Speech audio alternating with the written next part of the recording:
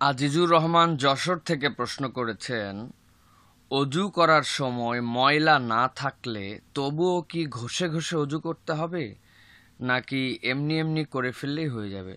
জি ভাই, সুন্দর একটা প্রশ্ন করেছেন। আল্লাহ রাব্বুল আলামিন সূরা মায়েদার মধ্যে অজু আমাদের জন্য ফরজ করেছেন। সেখানে আল্লাহ রাব্বুল আলামিন বিধিবিধান দিয়েছেন যে তোমরা হস্তদ্বয় কনুই সহ ধৌত করো, তোমরা মুখমণ্ডল ধৌত করো, পা গিরা সহ ধুতে হবে এবং মাথা মসে করতে হবে। এই জায়গাতে সরাসরি নির্দেশনায় ঘষে ঘষে বিধান এরকম নেই। তবে কোনো অঙ্গে কোনো অংশ যদি ময়লা লেগে থাকে সেইটুকু অংশ আমরা ধুয়ে ফেলতে পারি। তাছাড়া শুধুমাত্র ঘষতে হবে এরকম না, এর উপর দিয়ে পানি প্রবাহিত করে ফেলতে হবে, এটাই বিধান। সুতরাং কোনো রকম ময়লা নেই তারপরেও ঘষে ঘষে হাত পা মুখ ধুতে হবে, এটি শরীয়তের বিধান নয়, এটা আমাদের জানার স্বল্পতা। ওমর ফারুক প্রশ্ন করেছেন, মিলাদ দেয়া জায়েজ কিনা এবং সঠিক কিনা? জি ভাই, আমাদের সমাজে প্রচলিত আমরা যেটাকে মিলাদ বলছি, তথা মসজিদের মধ্যে কতক মানুষকে একত্রিত করে দু একবার সম্মিলিত হয়ে দরুদ শরীফ পড়ে এরপরে আমরা দোয়া করে মানুষকে কিছু তাবারক দিয়ে আমরা যে অনুষ্ঠানের নাম দিয়েছি, শরীয়তে, ইসলামী শরীয়তে এরকমভাবে সাহাবায়ে কেরামের যুগ থেকে বা তাবেঈনের যুগ থেকে মিলাদ নামে এরকম করে আলাদা অনুষ্ঠান নেই আমাদের। তবে মিলাদ মানে যদি রাসূল সাল্লাল্লাহু আলাইহি ওয়াসাল্লামের জন্ম বৃত্তান্ত হয় তাহলে সেটা তো আলোচনা করা, সেটা অন্যদেরকে জানানো, সেরকমভাবে আয়োজনের মধ্যে শরীক হওয়া, সেটা তো অবশ্যই বৈধ। কিন্তু আমাদের যে প্রচলিত মিলাদ নামে যে অনুষ্ঠান, এইটা দেওয়া জায়েজ হলেও এটা সুন্নাতে রসুল বা সুন্নাতে সাহাবার মধ্যে আমরা যে প্রক্রিয়ায় করি এই প্রক্রিয়াটাতে আমরা পাই না। মোহাম্মদ জাকিরুল ইসলাম প্রশ্ন করেছেন, কোনো বাচ্চা যদি ৩-৪ দিন বয়সে মারা যায় অথবা মরা সন্তানই হয়, তাহলে কি তার নাম রেখে তারপরে মাটি দিতে হবে? জি ভাই, খুব দারুণ একটা প্রশ্ন করেছেন। শরীয়তে এ বিষয়ে নির্দেশনা সেটি যে কোনো বাচ্চা যদি হয় তাহলে তার জন্য একটা নাম রাখা যেতে পারে এবং নাম রাখলে তার জন্য উত্তম হবে। তবে নাম রেখে তারপরে তাকে কবর দিতে হবে এরকম বিষয় নয়। কোনো বাচ্চা যদি বেঁচে থাকে তাহলে তার 7 দিনের দিন আকিকা দিতে হবে। এবং এ বিষয়টি নিয়েও মতদ্বৈততা আছে যে যদি বাচ্চা পেটের মধ্যে মারা যায়, তবে অধিকাংশ আধুনিক মুফতিয়ানে কেরাম এবং শাইখ উসাইমিন রহমতুল্লাহ আলাইহির ফতোয়া অনুযায়ী 4 মাসের পরে, পেটে যদি গর্ভস্থ সন্তান 4 মাসের পরে যদি মারা যায় তাহলে তার জানাজাও করতে হবে, তার একটি নাম রাখতে হবে, এটাই পিতামাতার জন্য উত্তম হবে। কারণ আল্লাহ রাসূল সাল্লাল্লাহু আলাইহি ওয়াসাল্লাম বলছেন যে প্রত্যেক সন্তানকে তার নাম এবং তার পিতামাতার নাম ধরে সেই দিন ডাকা হবে, তখন যেন সে পিতামাতার জন্য সুপারিশ করতে পারে। এই জন্য নাম রাখা উত্তম হবে। তবে নাম না রেখে কবর দেওয়া যাবে না এরকম বিষয় নয়। চট্টগ্রাম থেকে কামরুল ইসলাম প্রশ্ন করেছেন, আসসালামু আলাইকুম ওয়া রাহমাতুল্লাহ বলে সালাম ফিরালে ডান দিকে ফু দিতে হবে, আবার বামে ফিরালে বাম দিকে ফু দিতে হবে কিনা? জি না ভাই, কেবল সালাম ফেরানোর সময় আসসালামু আলাইকুম ওয়া রাহমাতুল্লাহ বলে ডান দিকে আমাদের চোয়ালটা ডান কাঁধের দিকে ফিরাতে হবে এবং আমাদের চক্ষুটা কাঁধের উপরে যাবে, এভাবে আমাদের সালাম ফিরাতে হবে। এক্ষেত্রে আমাদের ফু দিতে হবে এরকম কোনো কিছু নেই। জনৈক ভাই প্রশ্ন করেছেন, সুবহানাল্লাহিল আজিম ওয়া বিহামদিহি এর ফজিলত জানতে চান, আয়াতুল কুরসির ফজিলত জানতে চান, সালাতের পর আয়াতুল কুরসির ফজিলত জানতে চান। জি ভাই, আসলে আপনি হয়তো লিখতে একটু অমিল করে ফেলেছেন। আসলে হবে সুবহানাল্লাহি ওয়া বিহামদিহি সুবহানাল্লাহিল আযীম। এইটি সবচেয়ে দামি কালিমা, বুখারীর শেষ হাদিস এইটি। এই হাদিসের মধ্যে আল্লাহ নবী বলছেন, এই তোমাদের জিহ্বাতে পড়তে সহজ, উচ্চারণের সহজ, কিন্তু তামলাউল মিজান, মিজানের পাল্লাকে যেইটা একদম ভরায়ে দিবে, এত ভার, এত আল্লাহর কাছে পছন্দনীয় দুইটি শব্দ, সুবহানাল্লাহি ওয়া বিহামদিহি সুবহানাল্লাহিল আযীম। সুতরাং এটি খুবই দামি একটি কালেমা, আমাদের আমল নামাকে ভরপুর করে দেওয়ার জন্য এই কালেমাটা আল্লাহ রাসূল বলছেন পড়তে সহজ, একদম উচ্চারণ সহজ, কিন্তু ওজনে অনেক বেশি। এরপর আপনি জানতে চেয়েছেন আয়াতুল কুরসির ফজিলত কি? জি, আয়াতুল কুরসি অনেক বড় ফজিলতপূর্ণ আয়াত। রাসূল সাল্লাল্লাহু আলাইহি ওয়াসাল্লাম কাব রাদিয়াল্লাহু তাআলাকে জিজ্ঞাসা করলেন, হে কাব, তুমি কি জানো কোরআনের সবচেয়ে সবচেয়ে মর্যাদাপূর্ণ আয়াত কোনটি? কাব বলেন, ইয়া রাসূলুল্লাহ, আয়াতুল কুরসি, সূরা বাকারা 255 নম্বর আয়াত সম্ভবত। তো আল্লাহ রাসূল বললেন, হ্যাঁ কাব, তুমি অসাধারণ একটি কথা বলেছে এবং সঠিক কথা বলেছে, জন্য তোমাকে ধন্যবাদ। এরপরে নাসাইর হাদিসের মধ্যে আসছে, হযরত আলী রাদিয়াল্লাহু তাআলা থেকে আসছে যে কেউ যদি সালাতের পরে আয়াতুল কুরসি পড়ে তাহলে তার আর জান্নাতের মাঝে পার্থক্য হচ্ছে মৃত্যু, মানে মৃত্যুবরণ করলে আল্লাহ তাকে জান্নাত নসিব করবেন। এই জন্য আয়াতুল কুরসি আমাদের পড়া উচিত। কামরুল ইসলাম প্রশ্ন করেছেন চট্টগ্রাম থেকে, সালাতুত তাসবির ফজিলত কি, কোন বয়সে পড়তে পারবো, এটার নিয়ম কি? প্রথম কথা হচ্ছে ভাই, সালাতুত তাসবিহ নিয়ে যতগুলি হাদিস এসেছে অধিকাংশ হাদিসই মানে দঈফ জিদ্দান, খুব দুর্বল। তবে একটা সনদের ক্ষেত্রে বলা হয় যে খুব সনদটা মজবুত, আব্দুল ইবনে আব্বাস রাদিয়াল্লাহু তাআলা থেকে একটা একটা সনদ আসছে। তবে এই সনদের আবার যে হাদিস মতন, এই মতনটা আবার আপত্তি করছেন, মুনকার বলেছেন অন্যরা। মুনকার মানে নবী করিম সাল্লাল্লাহু আলাইহি ওয়াসাল্লামের হাজার হাজার হাদিস আছে, কোনো একটা হাদিস অন্য কেউ এরকমভাবে শুনলো না। আর এই হাদিস যে ভাষায় নবীজি বলেছেন, এই ভাষায় নবীজি কোনো কথাই বলতেন না, কারণ মুহাদ্দিসিনে কেরাম একটা মানুষ রাসূল সাল্লাল্লাহু আলাইহি ওয়াসাল্লাম কিভাবে কথা বলছেন হাজার হাজার হাদিস তারা শুনেছেন। হে আব্বাস চাচা, আপনাকে আমি বলছি, আপনি এটি বছরে একবার করবেন, না পারলে আপনি মাসে করবেন, না পারলে সপ্তাহে করবেন, না পারলে জীবনে একবার করবেন, না হলে এরকম করে নবীজির কোনো হাদিস আসে নাই। তারপরেও যেহেতু এটার সনদ একটুখানি আমাদের কাছে এসেছে, সেই ক্ষেত্রে বলা যায় সেটা বলা হয়েছে। পড়ার পদ্ধতি হচ্ছে 300 বার ইসলামের সবচেয়ে দামি কালিমা যেটা সুবহানাল্লাহ, আলহামদুলিল্লাহ, লা ইলাহা ইল্লাল্লাহ, আল্লাহু আকবার, এইগুলি প্রত্যেক রাকাতে 75 75 75 করে 4 রাকাতে সালাত সমাপ্ত হবে এবং এইভাবে 300 বার এই তাসবিহ পড়তে হবে। মানে তাকবীরে তাহরিমার পরে 15 বার, এরপরে ফাতিহা কেরাত পড়ার পরে 15 বার, এরপরে রুকুতে 15 বার, উঠে 15 বার, সিজদায় যে 15 বার, 2 সিজদার মাঝে 15, এরকম করে প্রত্যেক রাকাতে 75 করে 300 বার এইভাবে নামাজ পড়ার কথা এসেছে। এটির জন্য কোনো বয়স নেই ভাই, আপনি যে কোনো বয়সেই পড়তে পারেন। আরেকজন প্রশ্ন করেছেন, কাউকে ধোঁকা দেওয়ার শাস্তি কি, মিথ্যা কথা বললে কি শাস্তি, তওবা কি উপায়ে করতে হয়, তওবা কি পড়ে করতে হয়? জি ভাই, রাসূল সাল্লাল্লাহু আলাইহি ওয়াসাল্লাম একটা ছোট্ট হাদিস বলেছেন, মান গাশশা ফালাইসা মিন্না, যে ধোঁকা দেয় সে আমার উম্মত নয়। তার মানে বোঝা গেল ধোঁকা দেওয়া, আর সে ইমানদার বা মুসলমান নিজেকে আবার প্রকাশ করবে, আবার বলবে আমার নবী মুহাম্মদ সাল্লাল্লাহু আলাইহি ওয়াসাল্লাম, আল্লাহর নবী বলছেন না সে আমার উম্মতের মধ্যেই থাকবে না, এর থেকে বড় আর কোনো শাস্তি হতে পারে না। কারণ রাসূল সাল্লাল্লাহু আলাইহি ওয়াসাল্লামকে আপনার নবী হিসেবে পরিচয় দিতেই হবে, জিজ্ঞাসা করা হবে ওয়ান নাবিয়ুকা, আর আল্লাহর নবী বলবেন ও ধোঁকা দিছে, সুতরাং ও আমার উম্মত নয়। সুতরাং এটাই সবচেয়ে বড় পানিশমেন্ট। এছাড়াও তো এটা অবশ্যই একটা কাবায়ের, কবিরা গুনাহ। মিথ্যা কথার শাস্তি কি, আল কিযবু উম্মুজ জুনুব, মিথ্যা কথার মূল শাস্তি হচ্ছে আপনি মিথ্যুক হলে আপনার সব পাপের দুয়ার খুলে যাবে, আপনার কাছে কোনো পাপ আর তখন পাপ মনে হবে না। এর থেকে বড় আর শাস্তি নেই, আল্লাহ রাব্বুল আমিন আপনার দিকে তাকাবেন না। তওবা কি উপায়ে করতে হয়?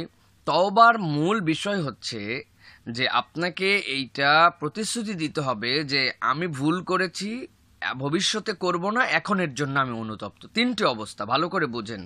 তওবা is similar language of sorry. Sorry মানে আমি যেটা করেছি সেটা আমার ভুল ছিল, এখন আমি যেটা অনুতপ্ত, আর ভবিষ্যতে আমি করব না, প্রমিস করছি। এই 3-এর সমন্বয় আল্লাহর কাছে মন থেকে যে মাফ চাওয়া, সেটাই কিন্তু তওবা। তওবার ক্ষেত্রে রাসূল সাল্লাল্লাহু আলাইহি ওয়াসাল্লাম সবচেয়ে বেশি পছন্দ করতেন আস্তাগফিরুল্লাহ আল আযীম আল্লাযী ইয়াতুবু ইলাইহি লা হাওলা ওয়ালা কুওয়াতা ইল্লা বিল্লাহ, আস্তাগফিরুল্লাহ, এইটুকু বলেও আল্লাহর কাছে তওবা করা যায়। আরিফুর রহমান প্রশ্ন করেছেন, মানুষ একবার বিয়ে করার পর দ্বিতীয় বিয়ে না করলে কি জান্নাতে যাবে? কি প্রশ্ন করেছেন আরিফ ভাই, এইটি কোনো প্রশ্নের মধ্যে পড়ে না। প্রথমত, যে বিয়ে করেছে একজন মানুষ, দ্বিতীয় বিয়ে না করলে সে জান্নাত বা জাহান্নামের, এর সাথে তো কোনো সম্পর্ক নেই। আপনাকে শরীয়ত বলেছে আপনার বিয়ে করেছেন, তার সাথে আপনি সুসম্পর্ক যদি বজায় রাখতে পারেন আলহামদুলিল্লাহ, বাস। দ্বিতীয় বিয়ের সাথে আপনার জান্নাত জাহান্নাম এরকম কোনো শরীয়তে সম্পর্কিত বিষয় নেই। শামীম প্রশ্ন করেছেন, রাসূল সাল্লাল্লাহু আলাইহি ওয়াসাল্লামের জন্ম তারিখ কত আর মৃত্যু তারিখ কত?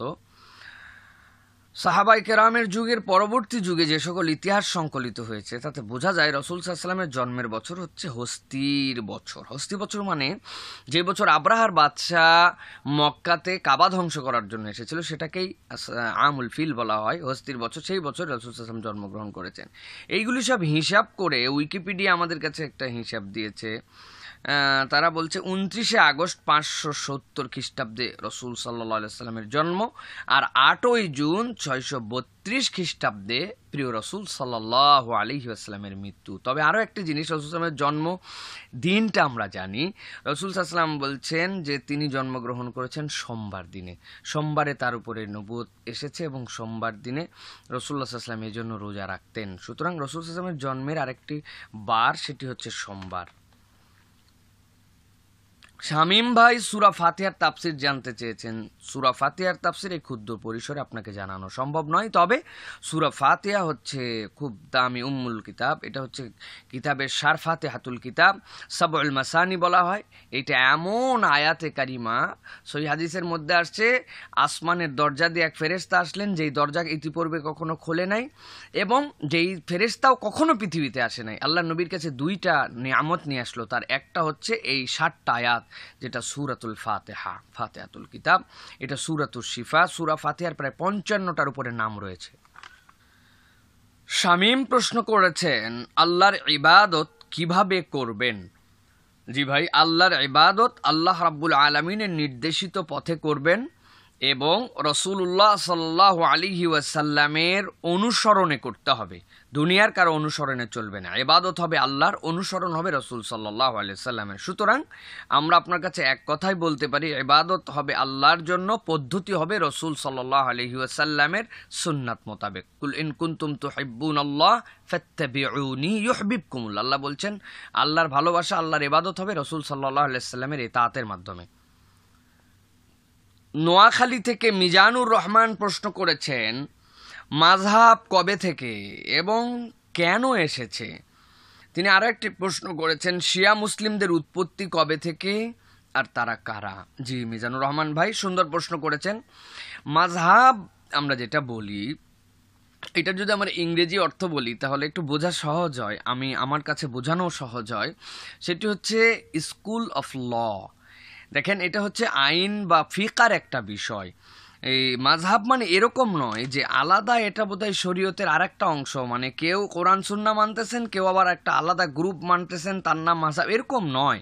বরং ফিকাহগত যেই মাসালার পার্থক্যগুলি আছে, এই পার্থক্যগুলির কোনো না কোনো ইমাম তাদের সূক্ষ্মাতিসূক্ষ্ম দৃষ্টিভঙ্গির আলোকে যে মতামত প্রকাশ করেছেন, সেটাই মূলত, এখান থেকে মূলত মাযহাবের উৎপত্তি। এটা রাসূল সাল্লাল্লাহু আলাইহি সাল্লামের যুগের পরবর্তী যুগ থেকে এটা আসছে, কারণ রাসূল সাল্লাল্লাহু আলাইহি সাল্লাম হায়াতে থাকা অবস্থায় সাহাবায়ে কেরাম সরাসরি তার কাছে জিজ্ঞাসা করে নিতেন। পরবর্তীতে সাহাবায়ে কেরামের যুগ থেকেও এরকম কিছু কিছু মতদ্বৈততা চলে আসছে। 2 ধরনের হাদিস আসছে রাসূল সাল্লাল্লাহু আলাইহি ওয়াসাল্লামের সাহাবীদের সামনে, সুতরাং কেউ একজন তারজি দিয়েছেন। সাধারণ একটা উদাহরণ যদি দেওয়া হয়, যে রাসূল সাল্লাল্লাহু আলাইহি ওয়াসাল্লাম বলছেন যখন তোমরা মসজিদে ঢুকবা তখন 2 রাকাত সালাত আদায় করো, মসজিদে না করে বসো না। আবার হাদিসের মধ্যে আসছে রাসূল সাল্লাল্লাহু আলাইহি ওয়াসাল্লাম বলছেন যে এই ফজরের পর থেকে তোমরা সালাত আদায় করো না, মসজিদে প্রবেশ করে আসরের নামাজের পর থেকে মাগরিব পর্যন্ত আর কোনো সালাত নেই, এরকম হাদিসের মধ্যেও আসছে। এখন একটা হাদিসে আসলো মসজিদে ঢুকলে সালাত আদায় করতে হবে, আর একটা হাদিসে আসছে যে আসর থেকে মাগরিব পর্যন্ত সালাত আদায় করো না। এখন এই সময় মসজিদে যদি কেউ প্রবেশ করে তাহলে তার কি বিধান হবে, সে কিভাবে নামাজ পড়বে না পড়বে না, এই যে একটা বিষয়, দুটোই হাদিস আছে। সমন্বয় সাধনের জন্য যাদেরকে আল্লাহ রাব্বুল আলামিন এই ফিকহি জ্ঞান, সূক্ষ্মাতিসূক্ষ্ম জ্ঞান দিয়েছিলেন, তারা একটা সুন্দর সমন্বয় করে তারা একটা মতামত প্রকাশ করেছেন। কেউ মতামতটা গ্রহণ করে, কেউ মতামত গ্রহণ করে না, যুক্তি দিয়ে, অন্য যুক্তি দিয়ে এই মতামতকেও খণ্ডন করে। এইভাবেই মূলত এই ফিকহি বিষয়গুলি এসেছে এবং সেটার থেকেই এক একজন ফকির নাম অনুযায়ী, যে তার মতামত অনুযায়ী আমরা বলি সেটা একটা মাযহাব হয়েছে। সুতরাং মাযহাব মানে এই বিষয় আমাদের বোঝার অবকাশ নাই যে মাযহাব মানে একটা বাতিল। মাযহাব মানে হচ্ছে আমি মাযহাব অনুসরণ করি, ইসলাম আর সুন্নাহ অনুসরণ করি না। এটা হচ্ছে একটা ভুল বোঝানোর প্রক্রিয়া। এই প্রক্রিয়ার থেকে আমাদেরকে বেরিয়ে আসতে হবে। আর দ্বিতীয়ত, যারা আবার মনে করেন যে একদম মাযহাব মানতেছেন মানে তিনি মাযহাবই বুঝতেছেন, যে মাযহাব আমার ইমাম যা বলছেন তাই কোরআন সুন্নায় থাক না থাক, বুঝি না বুঝি, এরকম নয় প্রিয় ভাইয়েরা। কারণ কোরআন সুন্নাহ অনুযায়ী এই মাযহাবগুলির উৎপত্তি এবং আরও বেশি সেখানে গবেষণা, আরও বেশি সেখানে হাদিসগুলোর যখন আমাদের সামনে আরও বেশি দালাইল হিসাবে আসতেছে, সেইগুলোর থেকে বেছে যারা যুগশ্রেষ্ঠ পণ্ডিত আছেন তাদের মতামত অনুযায়ী সেইগুলো আমরা গ্রহণ করি।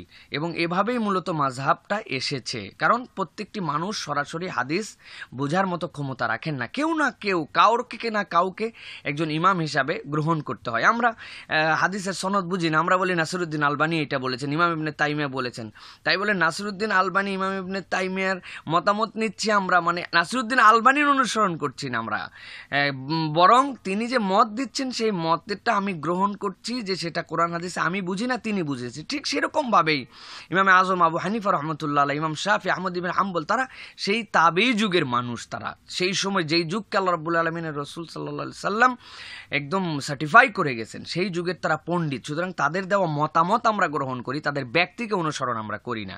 এভাবেই মূলত মাযহাব এসেছে। শিয়া মুসলিমদের উৎপত্তি কবে থেকে?